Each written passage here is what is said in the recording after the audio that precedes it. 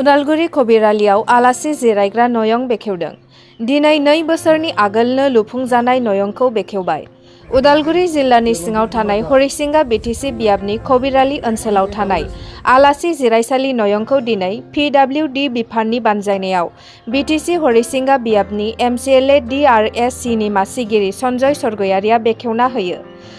लोगोसे बिटिसि खालिंदुवार बियाबनि एमसिएलए डिआरएससिनि सोद्रोमा दिलीप कुमार बर'जों एमसिएलए डिआरएससिनि सोद्रोमाफोरा बाहागो लाना बेखेवनाय हाबाफारिखौ जाफुंसार खालामो। हाबाफारियाव पिडब्लिउडि बिल्डिं डिभिजननि एसडिअ रेखा बसुमतारियाबो बाहागो लायो।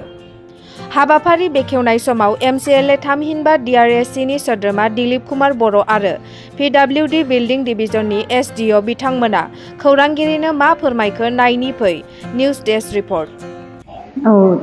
एक्चुअली ओरैनो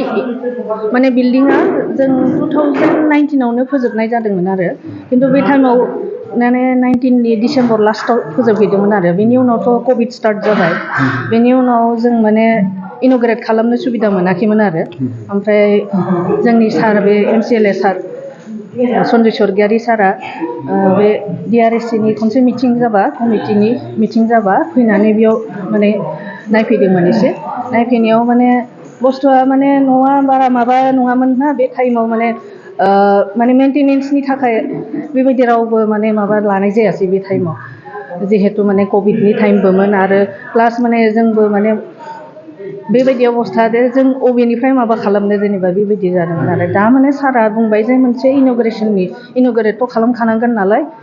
इन'ग्रेसननि मोनसे डेट फिक्स खालामदो होननानै ओमफ्राय बेनि थाखायनो दिनै माने इन'ग्रेसननि डेटखौ फिक्स खालामनाय जाबाय आरो इन'ग्रेट खालामबाय सारा रेसपेक्टेड एमसिएलए सार आरो दीपक मर सार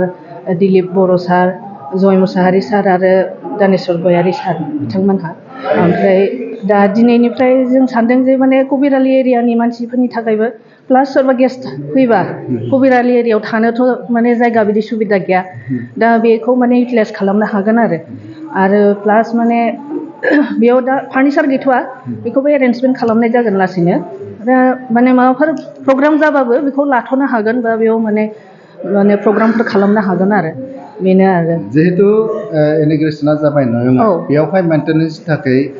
एमप्लयि नांगौ जानानै डिपार्टमेन्टेलि सासे माबा थागोन जोंनि केयारटेकार थागोन आरो ओमफ्राय केयारटेकार थागोन प्लास आरो जोंनि सोरबा एसिस्टेन्ट इन्जिनियारखौ नङाबा जेखौ माने माबा हिसाबाव सुपारभाइज खालामनो थाखाय दोनगोन आरो दा बेवहाय सोरबा आलासियानो जा सोरबा मिटिं सिटिं खुंनायानो जा बेवहाय खालामनो हागोन ओमफ्राय बेनि जिथुनिखि नेमखान्थि दं बेखौ मोननोब्ला माबाफोर नेमखान्थि दङ नामा? नेमखान्थि माने मिनिमाम चार्ज मोनसे लागोन थारमाने मेंटेनेन्सनि थाखाय आरो प्लास इलेक्ट्रिसिटि बिल बेफोरनि थाखाय एसे मिनिमाम माने खरसाखौ लागोन आरो हरसे थाबा जेनेबा नायनोसै जों गभर्नमेन्ट माबा हिसाबाव बेसेबां माने रेटखौ लायो आरो बेखौ जों डिसकास खालामनानै बिनि रेटखौ फिक्स खालामगोन आरो যোৱা বছৰ 2022 চনৰ নৱেম্বৰ মাহৰ 14 আৰু 15 তাৰিখতে আমি আহিছিলোঁ এখন ঠাইত আৰু তেতিয়া দেখা পাইছিলোঁ যে পিডব্লিউডি গেষ্ট হাউচ আমাৰ খবিৰালি অঞ্চলত নিৰ্মাণ কৰাটো কমপ্লিট হোৱাটো আমি দেখা পাইছোঁ। মাত্ৰ এটা কাম বাকী আছিলে যে ইনগ্ৰেশ্যন কৰা নাই, অফিচিয়েলি ইনগ্ৰেশ্যন ডিপাৰ্টমেণ্টে কৰা নাছিলে আৰু এই কাৰণে আমি পিডব্লিউডি ডিপাৰ্টমেণ্টৰ হেডসকলক আমি চিঠি লিখিছিলোঁ যে যিমান পাৰে সোনকালে এই গেষ্ট হাউচখন মুকলি কৰি ৰাইজৰ ভালৰ কাৰণে ব্যৱহাৰ কৰা যাওক। এটা ছাবমিশ্যন আমি কৰাৰ পিছত আজি ডিপাৰ্টমেণ্টে খুব এটা পদক্ষেপ লৈ যে এখন যি কবিৰালি গেষ্ট হাউচ আজি আমি অফিচিয়েলি ইনগ্ৰেশ্যন কৰা হ'ল। আমাৰ ডিআৰএছচি কমিটি সকলো মেম্বাৰ সদস্য ইয়াত উপস্থিত আৰু অঞ্চলৰ স্থানীয় ৰাইজ তেওঁলোকৰ মানে উপস্থিত আমি আজি মুকলি কৰা হ'ল।